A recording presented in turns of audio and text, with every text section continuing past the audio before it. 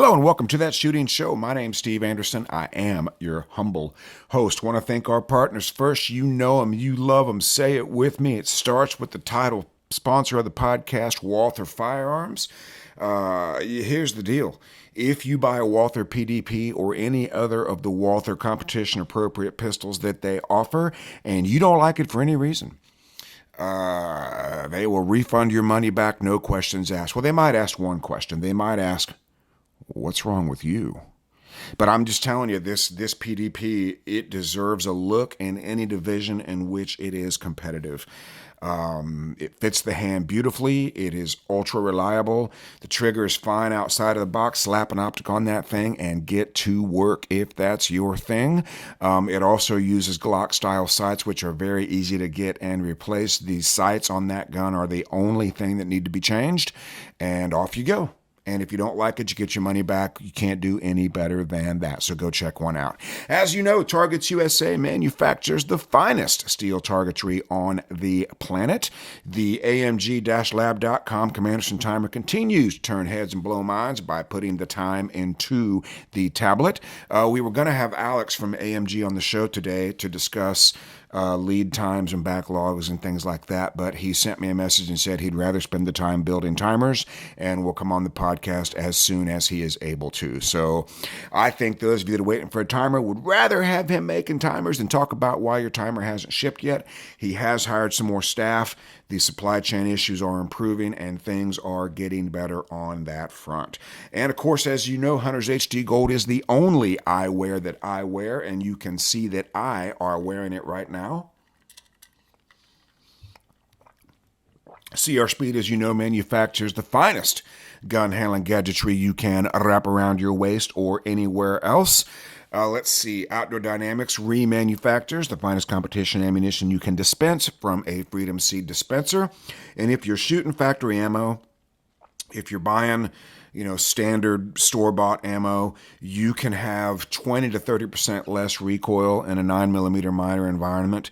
And OutdoorDynamics.net will send you a sample pack. He'll send you some Librarians, the 147 grain 9 mils, and he'll also send you some Andersons, the 124, 125 grain 9 mils. The Librarians will make it a little easier to call your shots. Slows down the slide a little bit. The Andersons will return a little sooner. Those are your two options. If you're struggling calling your shots, get into the Librarians, and it will make it much, much easier to call those shots. I promise. That brings us to OutdoorDynamics.net. That we already covered. That brings us to ShootingSportsInnovations.com, which is a lot to type because there is a lot to see. So go check out those fine companies who've been supporting us for a long time.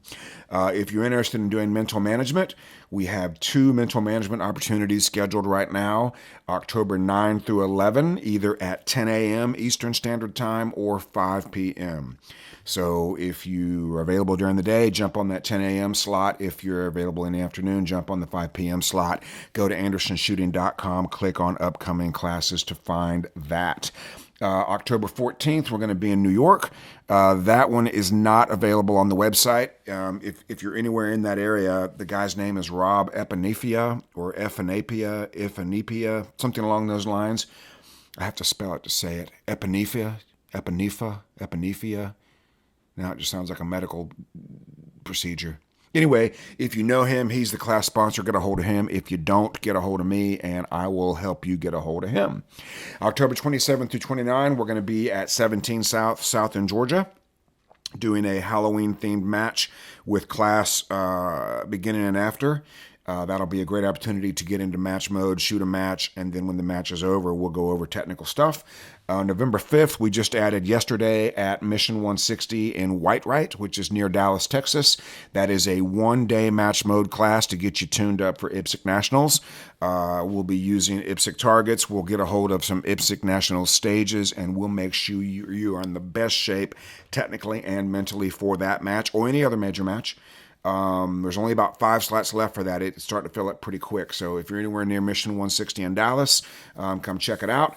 November 9th through 11th, we're going to be at True North Gun Range in Oxford, North Carolina, which is also class match class. That is my absolute favorite format because we're going to show you how to get into match mode and stay there.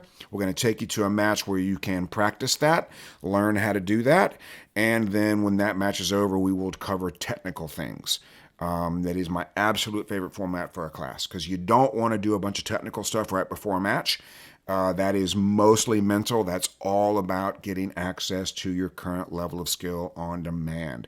And of course, you can get a free class in your area. All you have to do is arrange the range.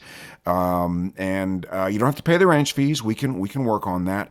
But all you have to do is make the arrangements with the range, get us in there, pick a date, and you can get the class for free. Very, very simple. And you can also come to our range here in Newark, Ohio, which is 30 minutes east of Columbus. And we have that going on the next couple of days prior to what is now being called USPSA Handgun Nationals. It appears to be limited optics production, limited optics, limited, and all the other divisions. And I will be present at that match Friday, Saturday, and Sunday. I will probably be with the limited super squad most of the time. But if I'm not with the limited super squad, I'll be at the Hunters HD Gold tent most of the time. And you can find me there. If you have any questions or just want to say hi, please come say hi. I'll be wearing a jersey with Van Halen stripes on it, so it's very, very easy to find me. You can also just follow the maniacal laughter. That's another way to find me. Pretty easy. All right, so how to have your best major match. I've got 21 things to talk about. How to have your best major match. We have the USPSA Handgun Nationals coming up, the Limited Optics Tribute event. We have IDPA World Shoot coming up, and those are the two big ones that I'm aware of right now. And so let's talk about how to have your best possible major match. Number one, you've got to control how you think about the results. Worrying about the results is the best way to cause undertrying or overtrying. So I want you to pre-accept the results.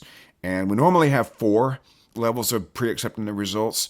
This time I've added a couple in thinking about these major matches for people that may be going to the Nationals for the first time, may be going to an IDPA World Shoot for the first time.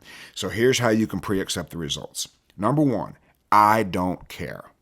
Now, this one will probably not be possible at these matches. The only environment where it might be possible is if you're shooting limited optics for the first time just for fun. So that could be an I don't care, but that one's very, very tough.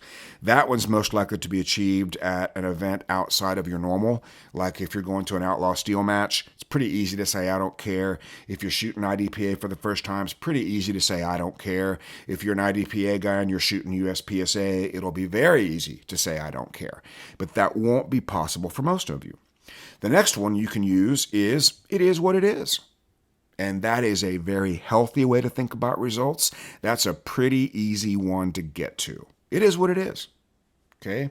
That one's very close to the next one, which is kind of a new one I've identified. Let's see where I'm at. That outside of my first Nationals, that was the way I approached them. Let's just see where I'm at. I didn't go to a lot of regional matches because I had a job that didn't allow me a lot of weekends off. And I had a boss that liked to sabotage me. So if he found out I had a match coming up, he would send me someplace on the same weekend so I couldn't go to the match. But I could always get to Nationals every year. And after my first one, where I had the wrong goal, by the way, the wrong goal I had at the first one was a clean match. And that is guaranteed to cause undertrying. And we'll come back to that here in just a minute. But I always went, hey, let's just see where I'm at nationally. Let's just see where I'm at. Okay, that's a very healthy way to go to Nationals or a big event. The next one is I'll do well. Hey, I'm going to do very well at this match. Don't know exactly where I'm going to finish.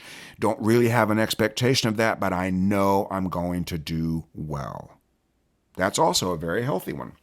The next one is I'm likely to win. And this one can't be faked. But if you're likely to win your class or your division or the whole shooting match, you already know it. and you're very likely to win, and you know it, and that's great, but it can't be faked. Don't tell yourself that if you don't believe it. Go back to I'm going to do well, or it is what it is, or let's see where I'm at. And then the final top level is this match is mine. And the people at the very top level of this sport and every other sport can lay claim to that one. This match belongs to me. They might as well change it to my name. That one also can't be faked. But here's what they have in common, and here's the most important part when thinking about results. All of these variations of thinking about results mean that there is no fear or worry about the results. We have pre-accepted them. So that means we can go to the match without worrying about the results. Worrying about the results is what causes all the problems. Okay? All of these are going to require what we're going to call a winning performance. And a winning performance exists when you get access to your current level of skill with a minimum amount of mental errors. Winning performance. And that means if you go get access to your current level of skill with minimal mental errors or zero mental errors, you are going to finish where you deserve based on your skill. And please remember, it ain't going to be the best shooter that wins. It's going to be the best competitor among shooters of similar skill. Of course, at the very top, they're the best shooters and the best competitors. But outside of the very top, inside of A-class limited optics, inside of A-class production, inside of B-class production, inside of your division and category in IDPA, it will not be the best shooter. It will be the best competitor. And that means you've got to get access to your current level of skill, and you've got to have minimal mental errors. And most errors, if not all, I hesitate to say all, but most errors are going to be mental at the intermediate to advanced level. And most of the errors are caused by over-trying, which is a fear of being slow, or desire to go fast caused by a fear of being slow, or under-trying, which is fear of making a mistake. And a clean goal, a goal for a clean match, no errors, no mics, no no-shoots, no penalties, will produce under-trying. You will have your foot on your brakes all day long. Okay, if you're worried about being slow or you're tempted to go fast, will cause over trying. Okay, and both of these are caused by a lack of confidence and worrying about results. Under try means I'm afraid I'm going to screw up. Over try means I'm afraid I'm going to be slow. And they're both caused by a lack of confidence. When you know that your normal performance will produce the result that you want, you will be free from over-trying and under-trying. And what they both have in common is they both require the conscious mind. So let's just go back and think about this. If we know we shoot our best when we're not thinking and we don't care, under-trying requires a level of thinking to establish the amount of under-trying. Over-trying requires a level of thinking to establish the amount of over-trying. Both of those will prevent access to your subconscious skill for two reasons. Number one, confidence is the only thing that allows access to subconscious skill, and overthinking, by definition, will prevent access to subconscious skill, and it will literally prevent you from getting all the training that you've done. Over-trying and under-trying will remove you from the training that you have done. So that's why you got to pre-accept the results. You've got to go in with no fear or worry about the results. Confidence is the only thing that allows access to subconscious skill, and they exist at the same level, meaning confidence and subconscious skill live in the same place. They both live in, maybe I got to put this. Confidence is based on self-image, your opinion about yourself based on your habits and attitudes, and it is what allows access to subconscious skill. Okay? It can be created in the short term. If you're kind of low on confidence, that's because of negative imprints associated with shooting, negative thoughts, fears, and worries. That reduces confidence. Now, it can be created short term while you're walking the stage by controlling the imprints to your self-image. If you're walking the stage and you're repeating that, you mental management graduates know what I'm talking about. If you're walking the stage and you're repeating that activity, every one of those repetitions sends an imprint to self-image that's either I can do this or this is going to be a problem, or some variation of those two, but they're either positive or negative. Okay? If you control those imprints and control those thoughts, you can access a greater amount of subconscious skill in the short term. Okay? And for more information on that, you've got to come to a mental management class where we explain all this stuff in excruciating detail over and over and over again. All right, so let's talk about pressure. Let's get a sip of water first. Pressure can arrive or intensify unexpectedly, meaning you might be as cool as a refrigerated cucumber. That'd be a good dill. Good dill. That'd be a cool dill. It can arrive or intensify unexpectedly. You might be relaxed, you might feel great, but something might happen. You might see somebody. There might be another competitor on your squad that could intensify pressure. This is stress caused by the perceived importance of the event. Oh, Anderson's watching. I hope I don't screw this up. That's an example of pressure. If you see me and I make you more nervous, and I don't presume that'll happen, but if it does, that's stress caused by the perceived importance of the event. Nationals, World Shoot for IDPA is a big deal with real importance.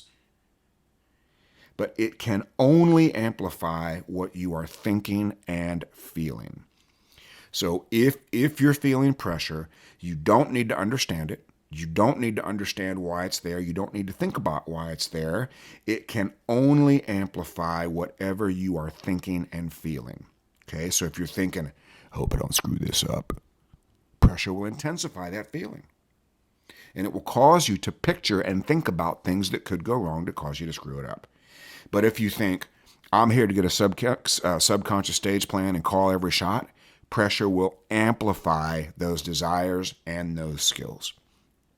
Okay, so monitor what you're thinking and talking and feeling about and change it so that you're thinking something else, which will cause you to feel something else.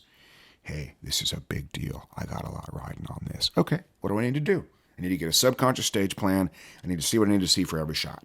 That's the best chance I've got of either not screwing this up or getting the result that I want, winning my class, winning my category, winning the whole damn thing. Okay?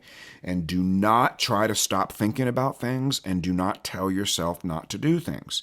Instead, change what you're thinking about and tell yourself what to do. We have a letter about that. I'll go ahead and read that right now. Okay, let's go. It is a very good letter. The letter says, don't drop the bottle. And it goes like this. It's interesting when mental management sneaks into everyday things. The type of mental management thing happens all the time, but I thought I'd share. I have one of those big stainless steel water bottles, and I recently let it slip out of my hand, and it banged around loudly on the kitchen floor. Having a 5-year-old, this can't happen after his bedtime.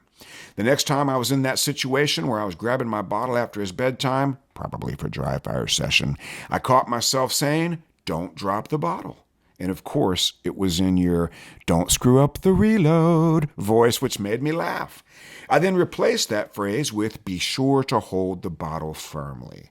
Now, every time I pick up anything I need to be a little bit more careful with, I say hold it firmly instead of don't drop it. A simple phrasing change to make the imprint positive instead of negative. So this letter is true for everything about your shooting. Don't hit the no shoot. Don't miss the activator. Don't screw up the reload.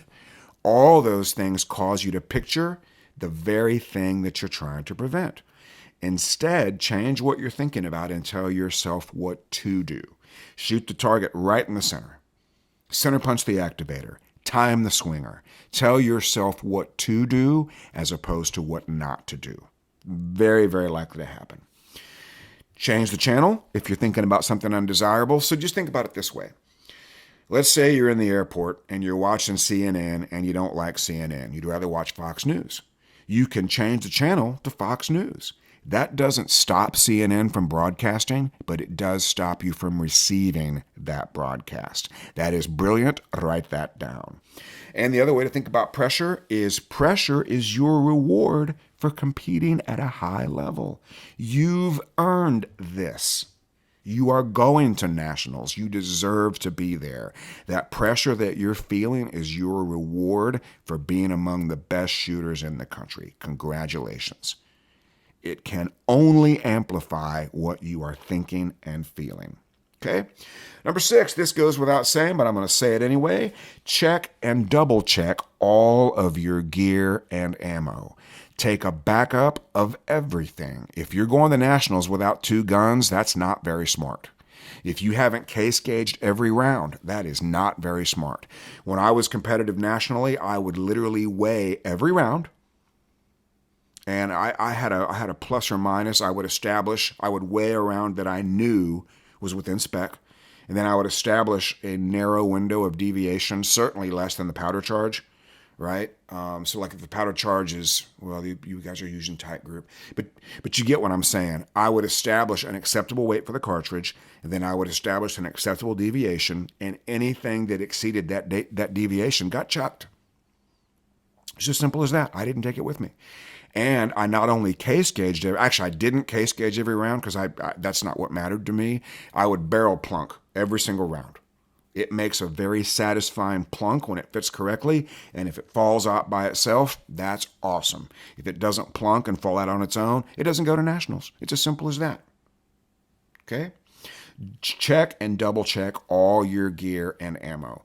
Prepare for a 20-degree swing in the forecast and expect it to rain to the point where you're looking forward to the raindrops. Marengo, Ohio, the forecast calls for 50% chance of rain Saturday and Sunday as of today. So that means it is going to rain Saturday and or Sunday, and maybe even Friday. So expect it, prepare for it, look forward to it. If it starts to rain, don't lick your lips, that'd be weird. Do that thing with whatever this thing is called where you rub your hands together and say, this is great. This is great. I was expecting this. This is good for me. If they put bags on the targets, now it's a shot calling competition. And if you're great at calling your shots, you'll look forward to the bags coming on the targets because that is better for you. Expect it to rain. Okay? This is Ohio. This is where I live. The weather's very unpredictable. It's been really warm for October. Yesterday it was almost 90. So it's probably going to be a little bit warm, and it's probably going to rain. Simple as that. Number 8. Most of you can't do this because most of you won't do this. But if you've been keeping a journal on your best performance like I begged you to do, you can literally read a book about your best shooting.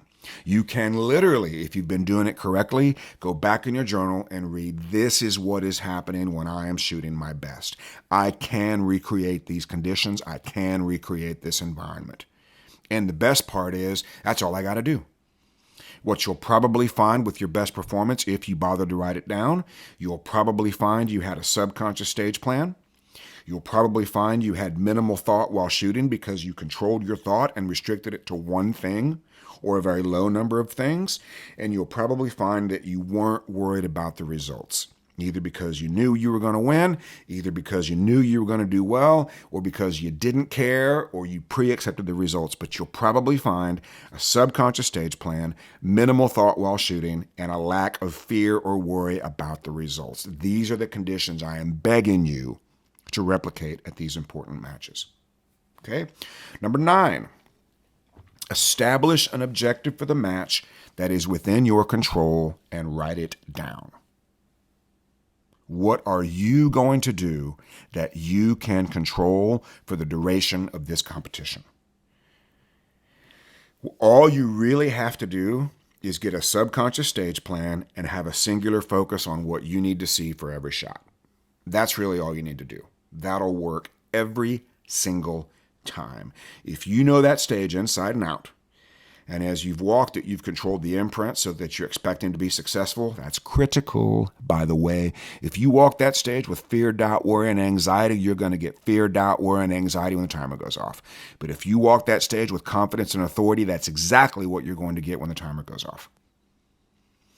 Your objective needs to be a subconscious stage plan, which you can do. That means double-digit reps, guys. That doesn't mean looking at it a couple of times and calling it good. That means at least 10, if not 20 is even better. I think 20 is where it starts to get great. 20 repetitions of that stage as a combination of walking and visualizing. The visualized reps are better. And then as you go to shoot, a singular focus on seeing what you need to see for every shot. Okay? That's your objective. Something along those lines. If you have a placement objective or goal, you've got to turn that into a process within your control. If you want to win your class, your division, if you want a national title, you have got to turn that into something that you can do that is within your control, because you cannot control the results. The results will never be 100% within your control. But the process you use is always within your complete control. And here's the other thing. Your training and your mindset determines where those bullets go and how fast they get there. And guess what? That's what they score. And you are in control of that. Decide how you want to feel when you get there, and decide how you want to shoot. Mentalize. My buddy Guilherme, I think it's Guilherme in Brazil, has recently coined a new word, mentalize. I think he means mental rehearsal or mentally visualize, but he says mentalize, and his Brazilian accent makes it even better. I'm not going to try to do the accent for fear of offending anybody, or maybe I will. We'll just see how it goes. But he mentalizes how he's going to shoot. He mentalizes the stage. He mentalizes what he is going to do, how he wants to feel. I want you to mentalize these things from my buddy Guilherme in Brazil. Mentalize these feelings and rehearse performing well. Now, you don't have a lot of time to practice between now and these matches, certainly not for the limited optics, not really handgun match in Ohio. That happens in just a couple of days. But you can dry fire and you can live fire in match mode. Okay. Now we've talked about dry fire match mode numerous times. Live fire in match mode simply means setting up something simple, shooting it for score, and moving on. Shoot something simple, shoot it for score, move on. 4 paper and 2 steel is perfect for this. Get you 3 vision barriers, or even 2 will be fine. 4 paper and 2 steel, and practice shooting short stages. Shoot it for score, identify the solution if one is necessary, change it, and then repeat. Try not to shoot the same things over and over again. Ideally, you'd have a mixture of close and far targets with steel, and rehearse leaving only acceptable shots with the makeup switch engaged. This is also a great time to let go of the conscious control of speed. The conscious control of speed in competition is always going to be an error, because the conscious control of speed will always cause you to overtry or undertry. By definition. You can't do anything else. If I consciously control my speed, I'm either going to make myself go faster than normal or slower than normal. Both of those require the conscious mind. Both of those will literally, scientifically, and technically limit, reduce, prevent access to subconscious skill. Okay? Restrict your practice to match mode. If you don't know how to do that, let me know. We've covered it numerous times. Shoot something for score, change it. In dry fire, I encourage people to put 10 seconds on the timer. Dry fire anything you want to for 10 seconds, leaving only acceptable shots with makeups. Change it and add time, change it and add time, change it and add time. You for sure want to put some strong hand only and weak hand only in there. I know that Handgun Nationals, or whatever you want to call it, does have one strong hand stage, one strong hand, weak hand stage. You for sure want to be doing that so that you go into that stage. I know it's only one stage. You need to go into that stage with confidence. But if you've been paying attention, you've already been working on your strong hand only and weak hand only shooting, and you're already great at it, so that won't be a problem either, right? Right. Now, number 12. Sorry.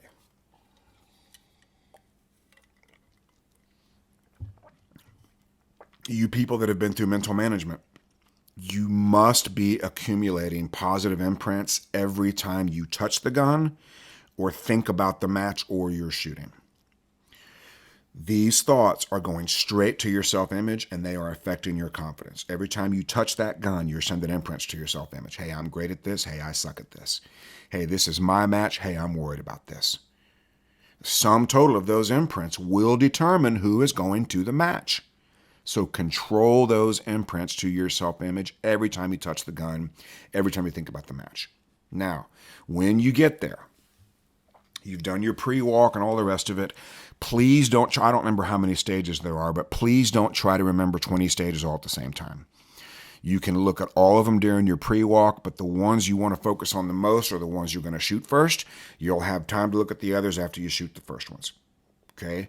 But when you get to the stage, spend 100% of that time on strategy, on stage plan. Choose quickly. Find the most efficient, simplest stage plan you can execute. That's in Analyze. Analyze is how many targets are there and where are they. Okay? Do not start walking those stages without knowing the round count and the start position. If you don't know the round count or the start position, you're wasting your time. You're getting reps of a stage plan that will most likely be useless. I remember one year at Nationals, they had the stages all laid out nice and pretty with no start positions. Well, that's not going to help you very much if you don't know the start position. It could be standing in a parking lot with an unloaded gun and a bucket. Well, not likely, but possible. When you get to the stage, analyze how many targets are there and where are they, what's the round count. Strategize according to your strengths to minimize the time spent not shooting. The best way to get a high hit factor is to minimize the time spent not shooting. When you are not shooting, your hit factor is 0. So you want to minimize the time spent not shooting. Once you've got a strategy, you want to memorize that so you can close your eyes and see it as if you had a hat camera on your head while you're walking on the stage, and visualize the correct execution of that stage. You need to get to 20. At least some combination of walking and visualizing should get you to at least 20 reps. And if in the level of detail, if anything, should be going down. And what I mean by that is sometimes when people mentalize, that's my buddy Guillerme again, when people are mentalizing the stage, they add detail in the repetition. If anything, you want to remove detail. Right? My visualization for a stage only contains targets or foot markers if they're important. If it's a target marker, all I'm seeing is targets. If there's a foot marker, I'll see the targets, then I'll see the foot marker in my visualization, which is where I need to be going. Nothing else is in there. My visualization also doesn't include periods of non-shooting. Right? So if there's a 12-foot run, my visualization didn't contain that. It just contained the last target and the next target. And I haven't studied that phenomenon, doesn't matter. But I'm pretty sure that results in fact, I'm very sure that results in doing the things in between that last target and that next target at the limit of human function. Because if I've got a subconscious stage plan and my visualization only includes the things I want to shoot, and I surrender to center the dot, call the shot, all I want to do is center the dot and call the shot. I can't do that until I get to the next target. That I know is what contributes to periods of movement occurring at the limit of human function. I'm positive of that. Okay, and then once you visualized, you're going to use your eyes to see what you need to see for every shot and or call every shot. Shot calling is the best occupation for the conscious mind I have ever found. So if you believe you can do it, that needs to be your only goal. I'm here to call every shot. If you don't believe you can do it, the next best thing is to see what you need to see for every shot you fire. That will result in the best blend of speed and accuracy at your current level of skill. Get a subconscious stage plan, see what you need to see for every shot. And surrendering to that final point of focus or that final focus phrase, the percentage that you surrender to that will be your percentage of satisfaction with your shooting. What I mean is, if you say center the dot, call the shot, or I will see what I need to see, or call every shot, or whatever it is, the level to which you surrender to that thought exclusively is the percentage of satisfaction you will have with that run. If you surrender to it 60%, you're thinking about some other crap, you'll be 60% happy with that run. If you surrender to it 100%, you will be 100% happy with that run, I promise. We have never seen anything else in all the classes and all the testing we've done on this. Okay? When you're done shooting, reinforce what you did well. If you have a great stage, don't reinforce that you burned it down, or reinforce that you burned it down by doing these things. If you just take away the stage win or you just take away burning it down, you may not know what to do to replicate it. But if you reinforce what you did specifically, hey, I burned that stage down. Hey, I won that stage. By having a subconscious stage plan, seeing what I need to see for every shot. Reinforce what you did. If you didn't get what you wanted on a stage, reinforce the correction or the solution. The only mistake you're going to make at the intermediate to advanced level is going to be a temporary lapse in visual patience caused by a high number of conscious thoughts. Meaning, if you have a micro or no shoot, it simply means that something was more important to you on that shot than seeing what you needed to see, or calling your shots, or whatever your point of focus, your focus phrase was. That means you'd rather be at the end of the stage than standing where you are. It means you were thinking about speed instead of calling every shot. That is the easiest and only thing you can fix in between stages. Now, when you get done, if you have a long period of time, like let's say you're first on the squad and you're pasting targets for 45 minutes, you can think or talk about whatever you want. That would be the let it go phase on your mental management flow chart. You don't have to think about the match that entire time. But if you are going to be reinforcing what you're doing well or the correction you need to make, it's very, very simple. And for the love of Pete and Poughkeepsie, who we haven't spoken to Pete and Poughkeepsie for a while, but do not think or speak of errors or what ifs. Return to your written objective and establish talking points. I'm here to get a subconscious stage plan and call every shot. Hey, I heard you screwed up on stage 3. I'm here to get a subconscious stage plan and call every shot. Hey, how'd you do on that big nasty double swinger? I'm here to get a subconscious stage plan and call every shot. I'm having fun. I'm doing great. Your competitors may not be trying to hurt you by getting you to talk about mistakes, but talking about your mistakes will cause them to reappear. Anytime the wheels fall off in a match, that is always caused by making a mistake and thinking about the mistake. Always, always, always. So do not think or speak of your mistakes or the what ifs. Do not do that. Number 16, when you're not shooting, I want you to visualize your run while others are shooting from their start tone. Stand where you can hear their start tone and mentalize. Thanks, Guillerme. And mentalize. That's not the right accent. I knew I want to do the accent so bad, but I don't want it to be offensive. We'll just leave it alone. Moving on, as Mrs. Anderson would say. Mentalize your run while others are shooting. Okay? Number 17, if something in your run costs you some time, if you have a malfunction, or if you fall down, or if something bad happens that's a time suck, you've got to shoot points when you recover. That is the only way to salvage your hit factors, to shoot points. The worst thing you can do is have a 5-second time suck and then throw a bunch of mics and no shoots on it. If you have a time problem, shoot points when you recover. Number 18, stay away from controversy and the mistakes of others. If there's a controversy about a double or a miss or something like that, stay the hell away from it. It has nothing to do with you. If they're arguing about a rule or the 180 or something like that, stay away from that. Those are imprints to your self-image. A questionable mic, a DQ, are potential imprints to your self-image. Oh, that could happen to me. Hope that doesn't happen to me. What would that look like if it happened to me? What would happen? What would that do to my match? Stay the hell away from the controversies and mistakes of others.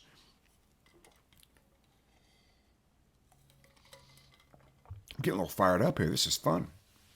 Number 19, handle interim results intelligently. You may or may not be able to avoid looking at results.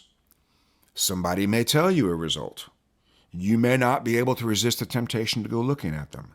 Handle them intelligently. Understand that anything outside of your comfort zone will be corrected by your self-image. Your self-image is your comfort zone. I'm a top 10 guy. I usually win A-class at major matches. I'm going to win the whole thing. I've won every area match this year except one, and I'm very likely to win limited nationals too. That's your comfort zone. Anything outside of it is very likely to be corrected by self-image. Now, I could do a whole show on that, but we don't have time today. But those of you that have done mental management know your self-image will be the same as your performance. Not necessarily the result, but your performance. And anything outside of your comfort zone will be corrected by your self-image. This is why people that find out they're doing better than expected engage in caninus intercursus when they find out they're doing better than expected. Ooh, this isn't me. I'm not supposed to be winning. Hope I don't screw this up. Yeah, you probably will. If the results you see are higher than expected, that process must be protected. Now, these are brilliant. Write these down. If the interim results are higher than expected, that process must be protected. Why in the world would you change something if you find out you're doing better than expected? But if you don't know what you've been doing, you won't know how to protect that process. If they're lower than expected, should already be corrected. If you find out you're doing lower than you expected to do, you've already made that correction. Resist. Oh, I've already written that down.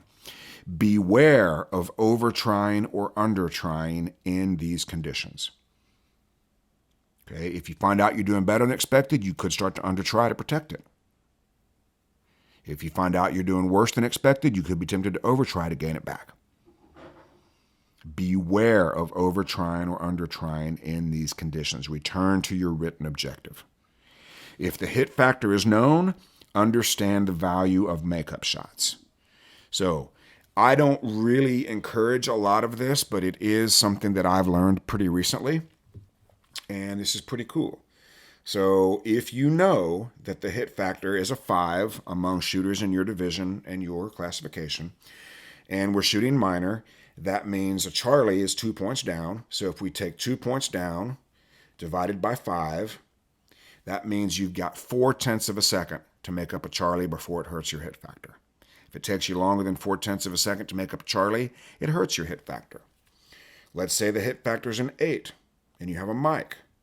It's 15 points down divided by a hit factor of 8.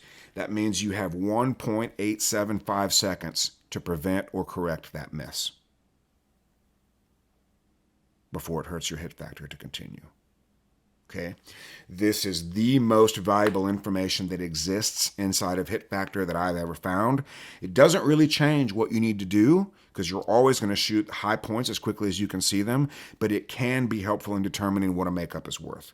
For example, let's say there's a swinger, okay, and let's say the stage is a 5. Well, let's say it's a 6.5, okay. A miss on a swinger is going to cost you 15 points potentially.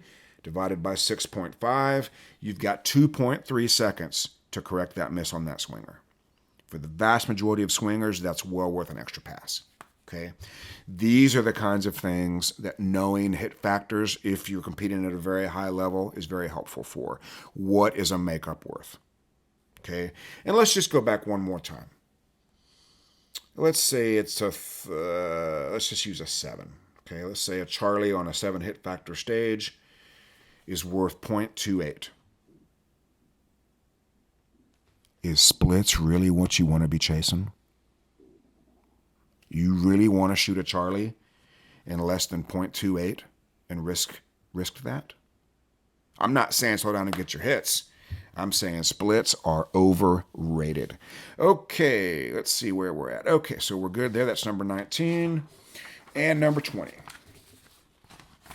What you think about and talk about is very likely to happen if it is within your control. Meaning, anything that you think and talk about that's within your control is going to happen.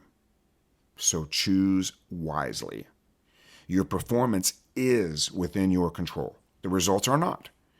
But what you think about and talk about as it relates to your performance is 100% within your control and 100% will happen. So choose wisely. And then to prevent overthinking, let's talk about the right amount of mental effort.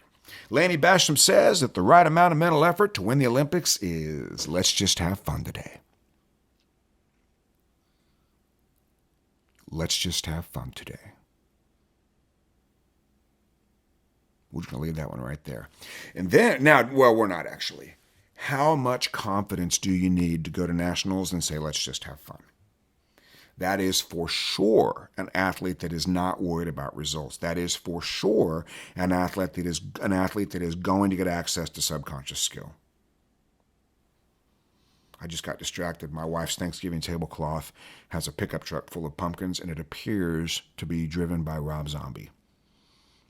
Pick your own pumpkins, pickup truck driven by Rob Zombie. I'll have to post a picture. That's kind of distracting. So, if you're prone to overthinking and or anxiety, the most powerful question to ask and answer is, what do I need to do right now? If you're feeling anxious, if you're overthinking, there's something you need to be doing that you're not doing. What do I need to do right now? If you can answer that question correctly, you'll always have the right amount of mental effort. All right, folks, hope you've enjoyed 21 things to do to have your best major match. I've certainly enjoyed bringing it to you. I'm not going to go back over them. You can just listen to the program again. Oh, on that note, Anderson Insiders can now have access to the last 99 episodes. We're working on giving you guys access to the entire back catalog. I'm not sure how far back 99 episodes goes. It should go back at least a year, maybe two. But you should be able to get access to that. If you don't know how to do that, send me an email and we'll get that information to you. And those of you that are going to Limited Optics, Limited whatever Handgun Nationals in Marengo, Ohio this weekend, I will be there all day Friday, Saturday, and Sunday, most likely with the Limited Super Squad. But feel free to seek me out. If I'm not with the Limited Super Squad, I'll be at the Hunters HD Gold Tent. Or the Porta Potty. Those are the three places I'll be. Porta Potty, Hunters HD Gold Tent, or Limited Super Squad. That's where you can find me. All right, folks, thank you for tuning in to today's program. And as always, until we meet again at the range, online, or anywhere else, be like me, do what I do, say it with me. 1, 2, 3, get to work.